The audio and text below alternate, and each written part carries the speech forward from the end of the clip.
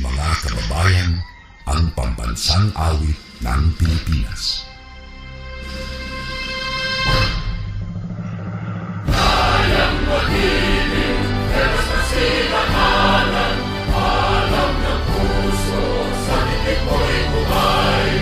Lupang hinirang, kuya ka ng magiting, sa mandulupin, di ka pasisingil, sa nagatak putok sa simoy at sa langit ng pagaw, ay hinatang tulakaw, isang pagkayang minamahal, ang isang ng matawag mo'y tagumpay na nag-iindig, ang ituwin na karagya, kailan ang ay di magdidinig, lumalang araw ng waragit pagsingka, buhay langit sa piling mo, ang hindi kaya na pagkay mga aking, ang mamatay ng dahil sa'yo.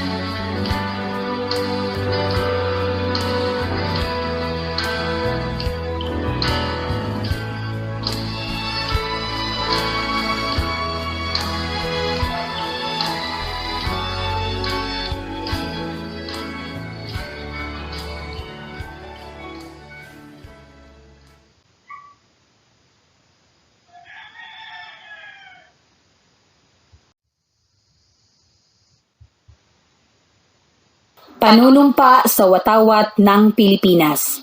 Ako ay Pilipino, buong katapatang nanunumpa sa watawat ng Pilipinas at sa bansang kanyang sinasagisag na may dangal, katarungan at kalayaan, na pinakikilos ng sambayanang makadiyos, makakalikasan, makatao at makabansa.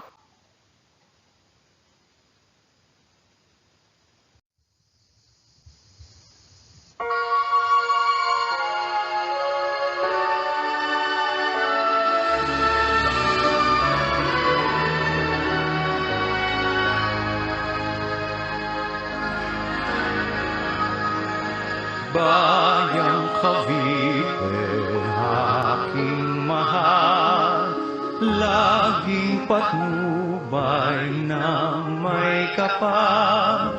Sa yakap mo ay langit ang buhay at laging makulay. May isang siglo ng nagdaan, bayan mong kawitan kung saan ay sinilang ang kalayaan, ang lahat ay nagdiwang.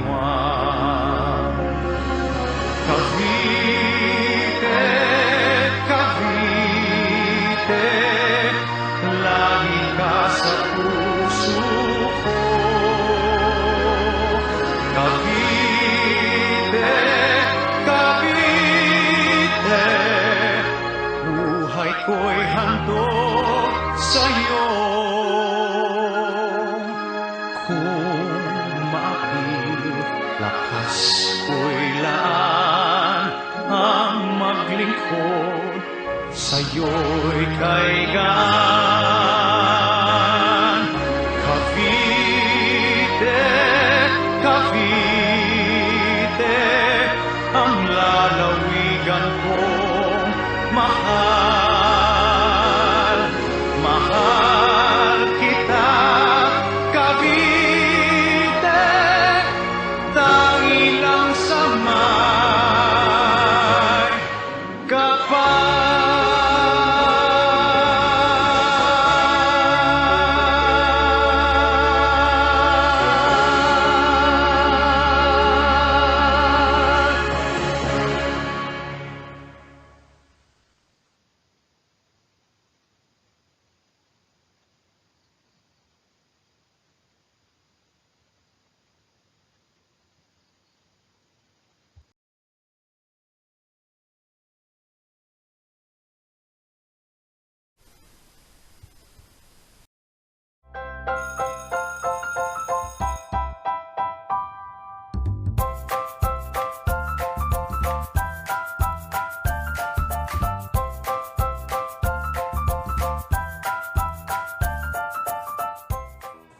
Good day to each and everyone who is attending virtually present at this time of our graduation ceremonies for our beloved and very precious graduates for the school year which ends at this time.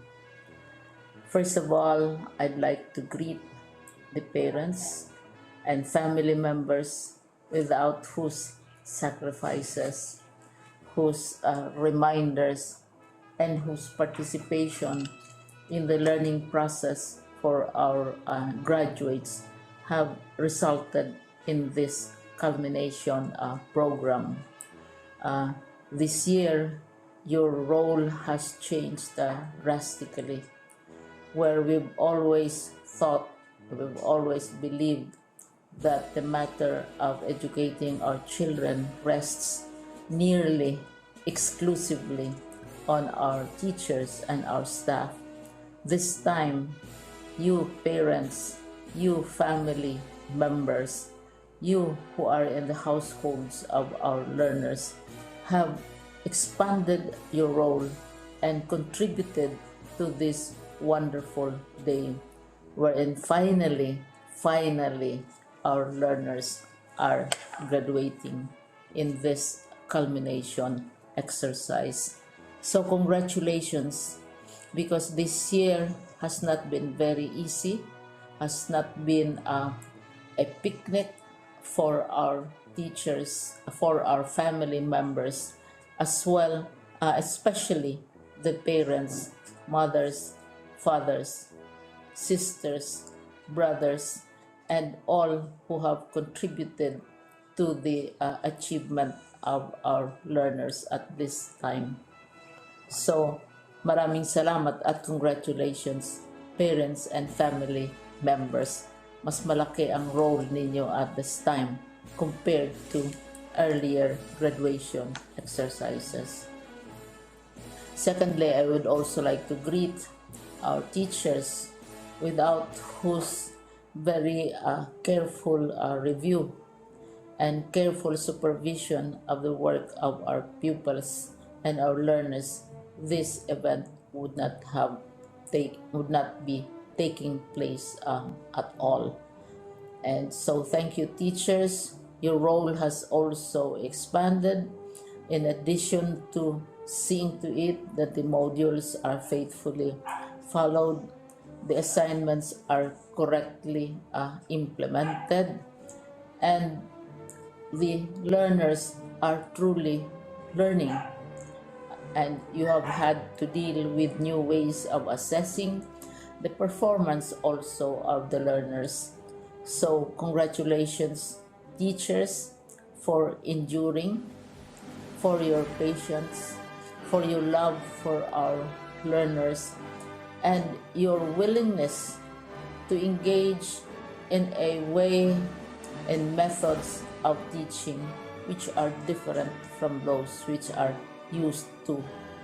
Assessment must have been especially difficult for you, especially since you were not able to see most of the time our students in face-to-face meetings, and most of the meetings, of course, were virtual. We'd also like to thank the local government units for their interest, for their cooperation, and for their continuing contributions to the needs of education, even as our children do not go to school. Your donations of material as well as financial resources at this time are most welcome, and your advice has been taken seriously not only by our teachers, by our school officials, but also by our officials in the Department of Education.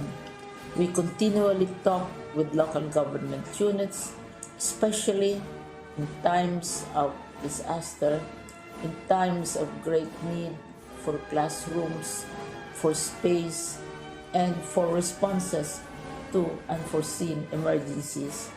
Thank you, local government units. But of course, most of the congratulatory greetings fall on the deserving graduate. Each and every one of you is truly special. You are different from the other graduates who have passed through the portals of your school. You went to school practically without seeing your teachers, if at all.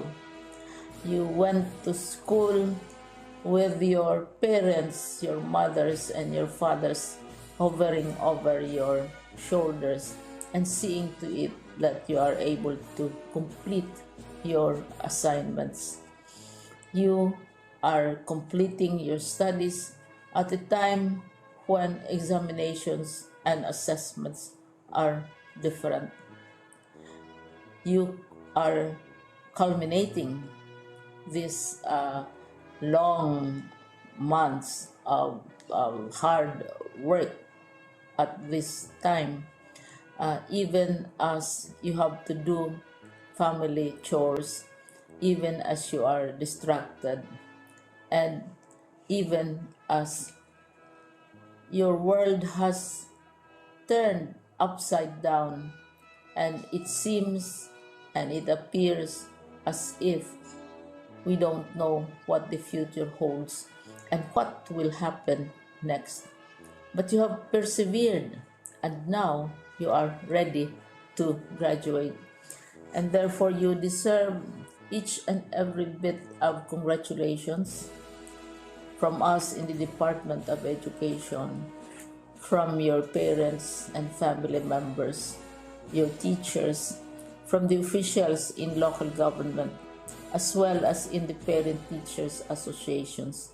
You deserve each and every single congratulatory pat on your back, each hug virtually, of course, and each greeting, which I am sure you are also receiving virtually.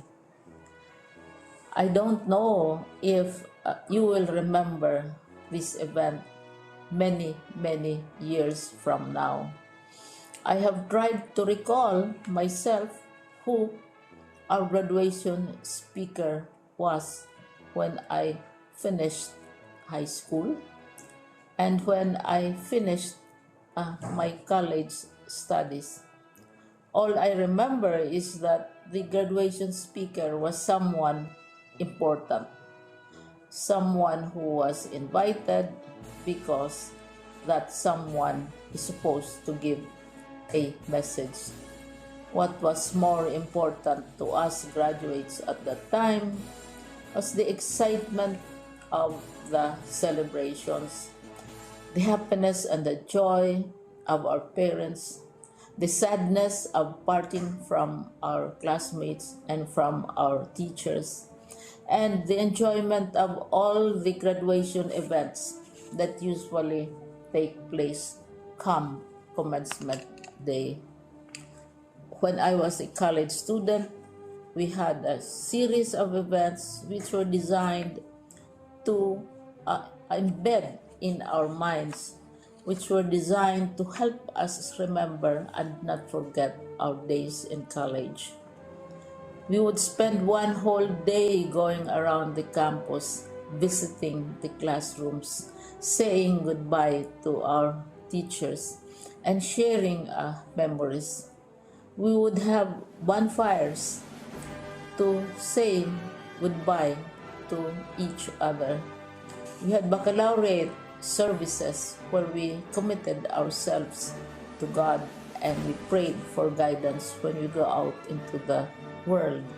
So many celebrations, and the speaker, of course, is the least important and easily forgotten component of the graduation exercise. Nonetheless, I will exert all efforts to share with you what I see are things or issues which a graduate should remember and recall. I have said that you are very special. You are very different. You are pioneering. There has been no other class like your class. There has been no other graduate like you as a graduating student, because you are the very first graduate of the blended learning response to education in the Philippines. And so you ask yourself, what awaits you in the world outside? You can either work, because the kind of curriculum you survive and underwent as a student will enable you to go to work if you wish to go to work. Some of you will proceed to further studies, and this would be a wonderful thing because there are many opportunities for further expanding your knowledge, for further answering and looking for explanations of issues, events that make you curious, especially in science, in technology, and also in the arts. So you can work, you can go to further studies, and perhaps some of you will settle down, hopefully not too soon, so you can pursue what you really want to do. So today, this is why we call this exercise a commencement exercise. It's not the end of our studies. It's not the end of all our efforts with blended learning, with modules, with floods, with earthquakes, and of course with COVID. It's a commencement of doors opening to you. More doors will be opened because you are a graduate. You can work, you can proceed for further studies, you can help your parents, and you can perhaps look for opportunities to do what you have always wanted to do, whether at work, whether at advanced studies, whether at learning more in science and technology, in mathematics, and in the arts. All of these opportunities are available to you. More doors are being opened. I hope you will select the door which arouses your curiosity, the door which will help you know more about this world, and the door which will allow you to contribute to the development of our country and contribute whatever we can to solve our problems and our challenges. Congratulations once more to each and every one of you. Congratulations to you, parents and family members. Congratulations to you, teachers. When I was chair of the board of Silliman University, each time we had graduation ceremonies, during the baccalaureate and during commencement itself, I would cry. I would cry because you are sending out into the world a new batch of graduates, and we want to be sure that what is awaiting them is appropriate. We want to be sure that they are ready for what awaits them when they select which door to open. And so, we tell you, go out to the world, do whatever you want to do.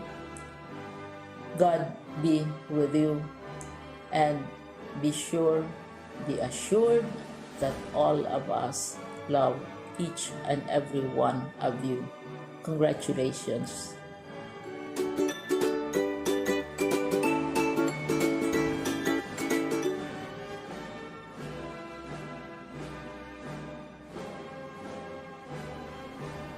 Malugod na pagbati sa lahat.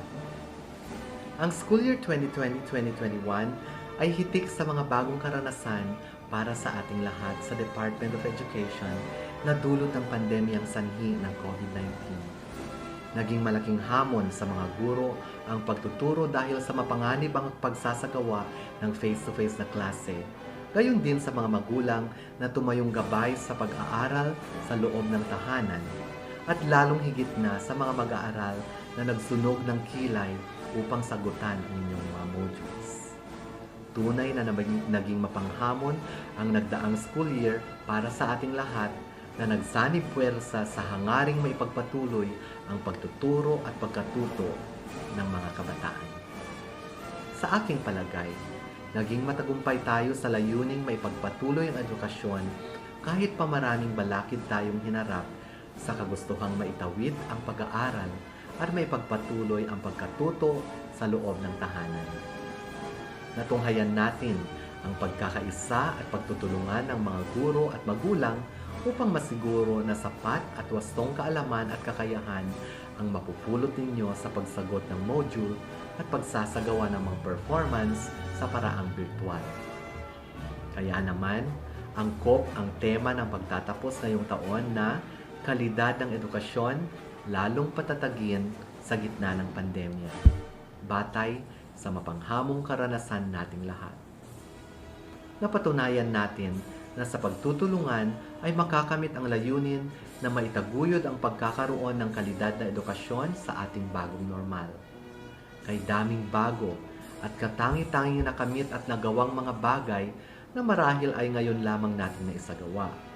Ito ang dapat nating ipagdiwang, ipagmalaki at ibahagi sa mga darating na henerasyon. Para sa mga nagsisipagtapos at susulong sa mas mataas na antas ng edukasyon, hangad ko na marami kayong mga natutunang impormasyon na linang nakakayahan at talento. Maliban dyan, inaasam ko na maraming magagandang karanasan at kakayahan kayong babaunin sa inyong pagtatapos. Hindi man naging madali ang pagsabay sa agos ng mga hamong dulot ng makabagong normal, hangad ko na sasalubungin ninyo ng may tiwala sa sarili at sapat na kakayahan ang mga hamon ng nagpapagong panahon. Ang inyong mga bagong natutunan, maging impormasyon o kakayahan, ay magsilbi nawang inspirasyon upang patuloy kayong maging sabik sa pagkatuto at uhaw sa kaalaman tungo sa pagkamit ng kalidad na edukasyon sa kinabukasan. Naway patuloy kayong tumubo at lumago hanggang sa makamit ninyo ang inyong ninimithiing ambisyon at pangarap sa buhay. Hangad ko na lagi ninyong isa-isip, isa-puso at isa-buhay ang mga mabubuting asal na ibinahagi at itinuro ng inyong alma mater. Gayon din naman, binabati ko ang mga guro at namumuno ng paaralan sa kanilang dedikasyon na maitawid at may pagpatuloy ang pag-aaral ng bawat batang Calabarzon sa gitna ng mga pakikibagay at sakripisyong kanilang hinarap upang magampanan ang kanilang mga tungkulin. Pinapatunayan lamang nito na bawat guro at pinuno ng paaralan ay may taglay na kakayahan at pagmamahal sa kanilang mga mag-aaral. Magbago man ang panahon, handa silang maglingkod sa kabila ng panganib at limitasyon na dulot ng pandemya. Mabuhay kayo, mga masisipag na guro. Pinasasalamatan ko rin ang lahat ng mga stakeholder kasama ang mga magulang na walang sawang gumagabay, nagtataguyod at tumatangkilik ng mga programa at gawain ng Department of Education. Sa mga magulang na nagsilbing guro sa kanilang mga anak ngayong panahon ng pandemya, saludo po kami at humahanga sa inyong sakripisyo at pagtsatsaga na gampanan ang pagiging unang guro sa inyong mga anak. Gayon din sa mga pinuno ng lokal na pamahalaan sa kanilang bukas palad na pagbibigay ng tulong at pag-aambag ng ayuda sa oras ng pangangailangan ng ating mga paaralan at mga mag-aaral. Buong pusong pasasalamat sa inyo. Pasasalamat din ang aking ipinaabot sa lahat ng pribadong kumpanya at mga individual na laging handa sa pag-aabot ng tulong, maliit man o malaki. Amin itong tinatangkilik at pinahahalagahan. Sumainyo ang aming taus-pusong pasasalamat. Tunay nga na sa pagtutulungan at pagkakaisa ay marami tayong makakamit na adhikain at magagawang bagay kahit yaong imposible man. At muli, sa mga magsisipagtapos at susulong sa mas mataas na antas ng edukasyon, dalhin ninyo ang aking pagbati ng maligayang pagtatapos.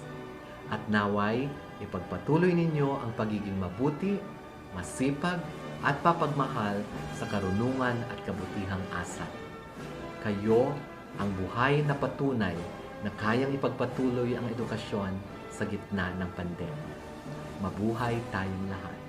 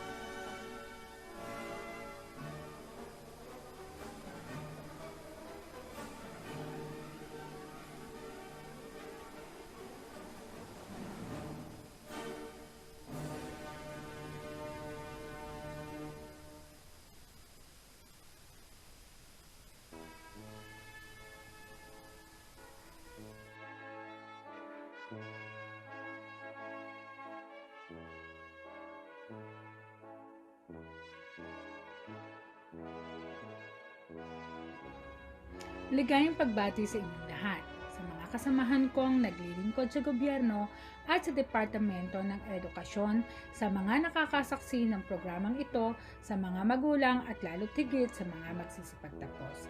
Sa kabila ng hamon ng pandemya, ninais po nating ipagdiwang ang inyong pagtatapos sapagkat alam namin na ang oras na ito ay napakahalaga sa isang mag-aaral, gayon din sa inyong mga magulang. Ang pagtatapos ay hindi pagtatapos ng inyong paglalakbay. Mana pa, ito ay simula ng isang magandang pangarap. Magsimula sa bawat araw na naniniwala sa iyong mga pangarap. Kahit na hindi tradisyonal ang ating pagdiriwang ng inyong pagtatapos, masaya pa rin at hindi malilimutan. Isipin ang oras na ito upang pagnilayan ang mga nagawa ng nakaraan, mga ginagawa sa kasalukuyan at mga posibilidad na hinaharap. Nawa, ang mga natatanging pangyayaring ito ay magbigay sa inyo ng lakas at magbigay ng inspirasyon upang gawing isang mas makabuluhan at kapaki-pakinabang ang inyong buhay. Dahil kayo ang kinabukasan ng bayan. Sabi nga sa tema ng ating pagtatapos sa taong ito, sulong edukalidad, ang pagtataguyod sa kinabukasan ng bayan. Nawa, lahat ng inyong mga pangarap ay matupad at magkaroon ng isang matagumpay na hinaharap. Ngayon ay may isa na kayong sandigan para sa matagumpay na bukas. Panatilihin ang inyong mabuting gawain at magpatuloy sa mga pagsisikap. Nais ko ring kunin ang pagkakataong ito upang pasalamatan ang ating mga magulang na nagtiyaga upang maitaguyod ang kanilang mga anak. Kayo po ang sandigan ng ating mga mag-aaral na kung wala kayo, ang inyong patnubay ay hindi nila mararating ang kanilang pagtatapos na ito. Gayon din po sa ating mga guro at punong guro na nagtiyaga na itinuring na ring mga anak ang ating mga mag-aaral. Sama-sama po tayo sa pagsulong para sa pagtataguyod sa kinabukasan ng bayan. Sulong edukalidad.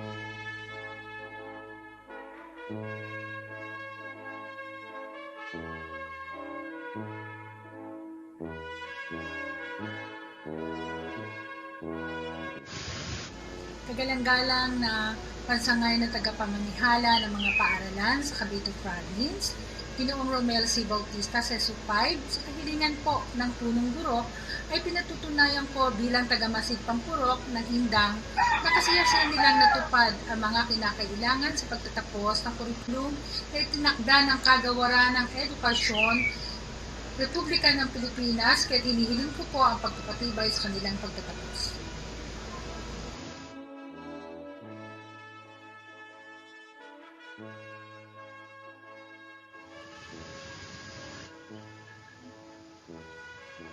Sa bisa ng kapangyarihang iginawin sa atin ng Kagawaran ng Edukasyon bilang pansangay na tagapamanihala ng mga paaralan sa lalawigan ng Cavite at sa bisa ng pagpapakilala ng inyong punong guro at pagpapatunay ng inyong tagapasitang purok Nakasiyasiyang natugunan ng mga mag-aaral ang kinakailangan para sa pagtatapos o pag-angat ng antas para sa curriculum ng basic education sa harap ng ating mga panauhing sumasaksi sa ating palatuntunan ngayon, mga guro, mag-aaral, magulang at mga stakeholders natin, ay pinagtitibay po ang inyong pagtatapos. Binabati po kayong lahat.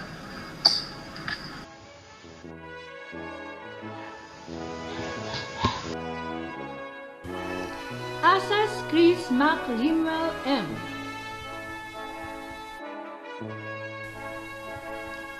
Bay Ron J. Maxwell U. May karangalan. Buking Lionel Vincent H.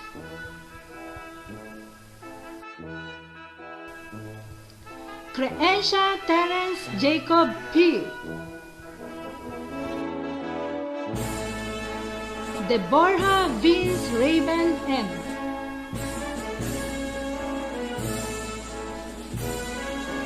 Elvano Enrico Felix P.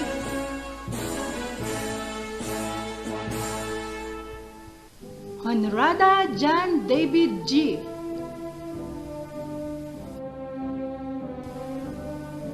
Lopez Raven Christian A.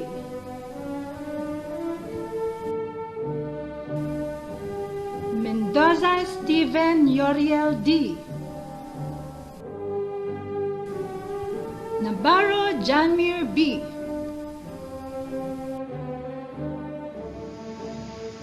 Romagera John Ian.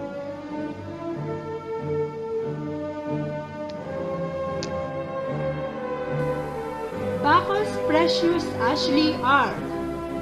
May karangalan. Queno Linel B.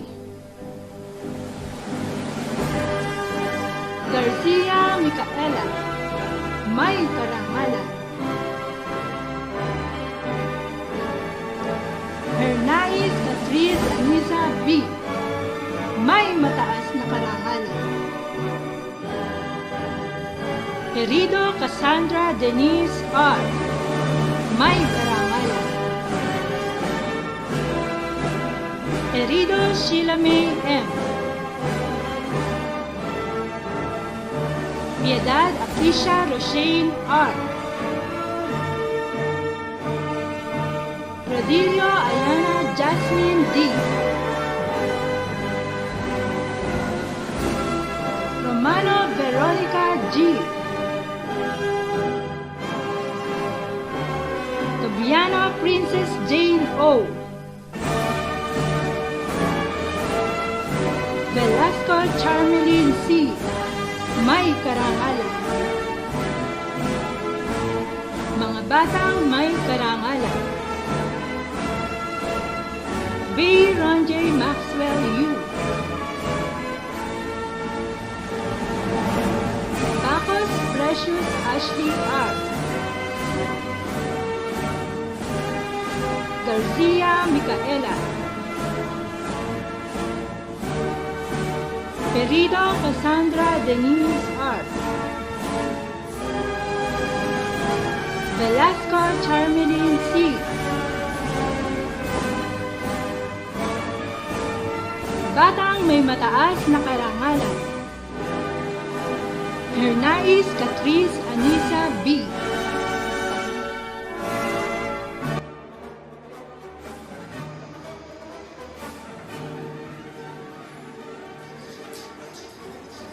Sa aming pinagpipitagang gurong tagapamanihala, Ginang Yolita Abalentos, mga guro, mga magulang, mga kamag-aral at kaibigan, magandang araw po. Dumating na ang araw na ating pinakahintay, ang araw ng ating pagtatapos sa elementarya. Bagamat tayo ay nasa new normal setup, buong puso nating hinarap at patuloy na hinaharap ang mga pagbabago ito para sa ating kaligtasan. Salamat po, Panginoon. Taos-pusong pasasalamat sa lahat ng masisipag at magagaling naming guro. Nawa po ay patuloy namin maisapuso at maisabuhay ang lahat ng aming natutunan. sa 7 taon ninyong pagtuturo at paggabay sa aming lahat. Malayo man kayo sa amin, ngunit ramdam ko namin kayo. Sa aming mga magulang, walang katapusang pasasalamat ang hatid namin sa inyo. Naubos man ang inyong pasensya, lalo na sa taong ito, batid namin ang inyong hirap na nararanasan, masuportahan lang ang aming mga pangangailangan. Sa aking mga kamag-aral at kaibigan, binabati ko kayo. Maligayang pagtatapos. Hindi man tayo nagkikita-kita katulad ng dati, mahirap man ang ating ginagawang pag-aaral ngayong taon. Alam ko marami tayong natututunan. Hindi lamang galing sa mga modules, higit sa lahat sa ating pang-araw-araw na karanasan. Nawa ay lalo pa natin pag-ibayuhin ang ating pag-aaral at mas maging handa sa mas mahirap at malawak na pag-aaral sa sekundarya. Maraming salamat po at mabuhay.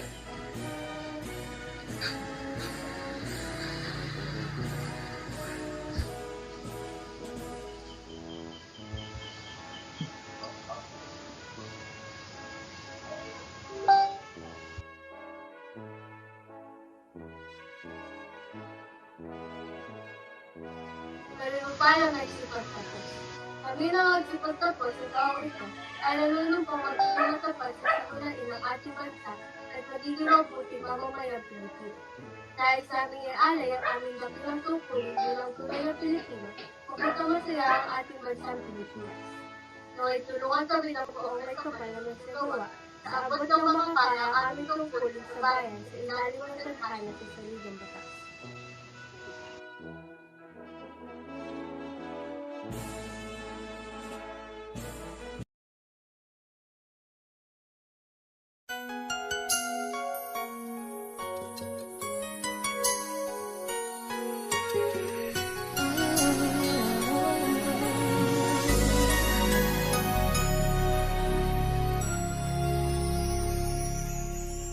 Thank you for teaching me how to love, showing me what the word means, what I've been dreaming of.